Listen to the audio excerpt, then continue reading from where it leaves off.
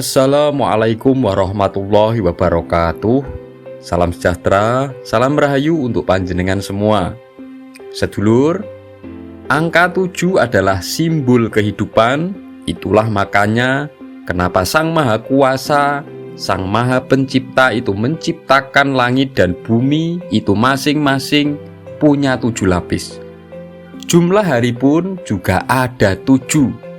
Dan lapisan tubuh manusia secara fisik juga diciptakan 7 lapis. Mulai dari yang paling luar yaitu bulu, lalu kulit, daging, adanya darah, lalu otot, tulang, dan sumsum. Begitupun juga dengan adanya lapisan jiwa atau lapisan batin kita, yaitu dengan adanya 7 titik cakra atau titik latifah yang juga disebut titik halus dalam batin. Dan dalam berspiritual pun ada 7 lapis tahapan atau tingkatannya. Dan dari tahapan ke-1 hingga tahapan ke-7, jika kamu sudah mencapai tingkat yang ke-7 ini, berarti kamu bukan orang sembarangan.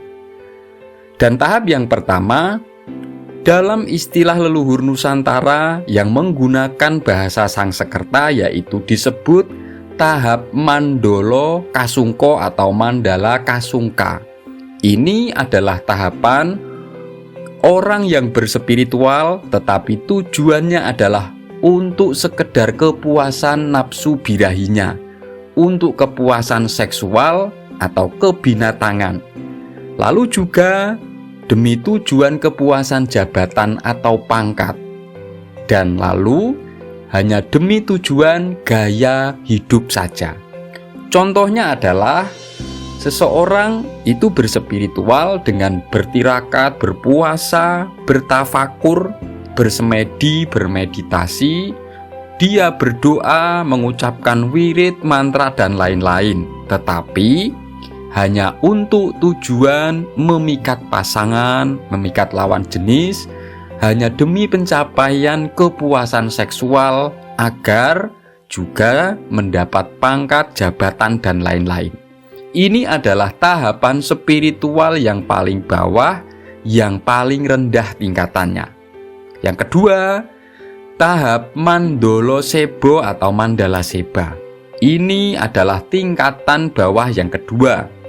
Dan ini adalah tahapan orang berspiritual, tetapi tujuannya masih demi egonya sendiri, agar mendapatkan manfaat untuk dirinya sendiri, demi keinginan dan kepentingannya sendiri, tanpa mempedulikan manfaat bagi orang lain. Keinginan dan kepentingan orang lain juga tidak dipertimbangkan.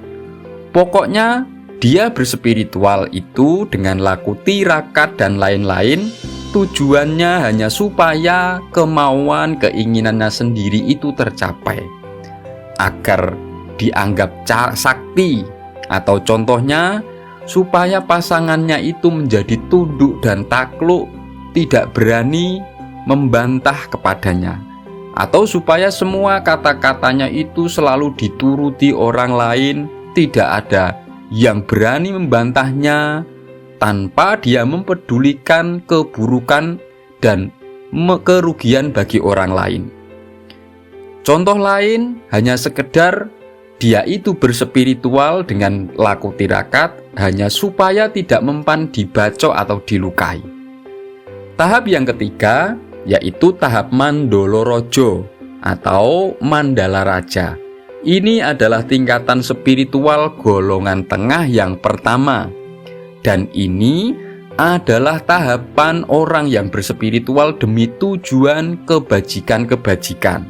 Jadi, dia berspiritual dengan tujuan agar dirinya itu mendapat pencerahan atau tercerahkan, agar mendapatkan petunjuk-petunjuk kebaikan dalam semua masalah yang dihadapi dalam kehidupan, agar bisa menjadi pribadi yang lebih baik.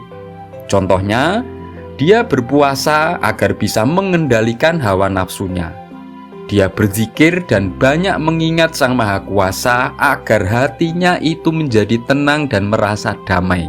sehingga bisa berbuat tanpa dipengaruhi hawa nafsu dan melakukan sesuatu yang bermanfaat bagi dirinya dan juga orang lain.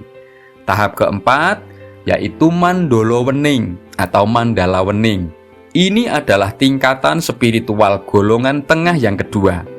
Dan ini adalah tahapan orang yang berspiritual demi tujuan welas asih atau kasih sayang.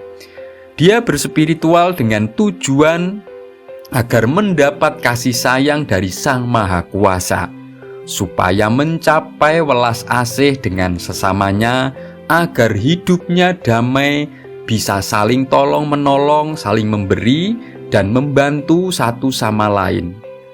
Demi dijauhkan dari permusuhan dan benturan-benturan, sehingga bisa mencapai kehidupan yang rukun atau yang harmonis. Yang kelima, tahapan mandala wangi atau mandala wangi. Ini adalah tingkatan spiritual golongan tengah yang ketiga. Tahapan spiritual yang sudah dialami oleh orang-orang yang berspiritual demi tujuan kebenaran, demi menegakkan kebenaran yang diyakininya, yang sesuai dengan ajaran agama dan keyakinannya. Contohnya, dia itu berspiritual, bertirakat agar bisa membimbing dirinya sendiri menjalani kebenaran, sehingga juga bisa membimbing orang lain dari kesesatan menuju kebenaran. Dia bisa menjadi guru spiritual bagi dirinya sendiri dan bagi orang lain demi kebenaran yang diyakini. Yang keenam, tahapan mandala agung atau mandala agung. Ini adalah tingkatan spiritual golongan atas yang pertama, yaitu berspiritual, bertirakat demi tujuan kepentingan bangsa dan negaranya. Jadi siapapun dia yang berspiritual, bertirakat demi keselamatan, demi kedamaian dan kesejahteraan bangsa dan negaranya.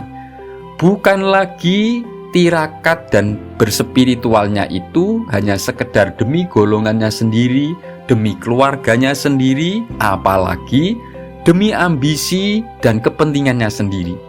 Ini adalah spiritual bagi para pemimpin negara, bagi para pahlawan, para pejuang, dan para wali-wali maupun para pemimpin umat di suatu negara.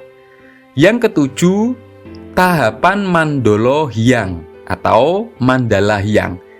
Ini tingkatan spiritual golongan yang paling atas terakhir dari golongan yang atas, yaitu orang yang berspiritual dengan tujuan kesemestaan.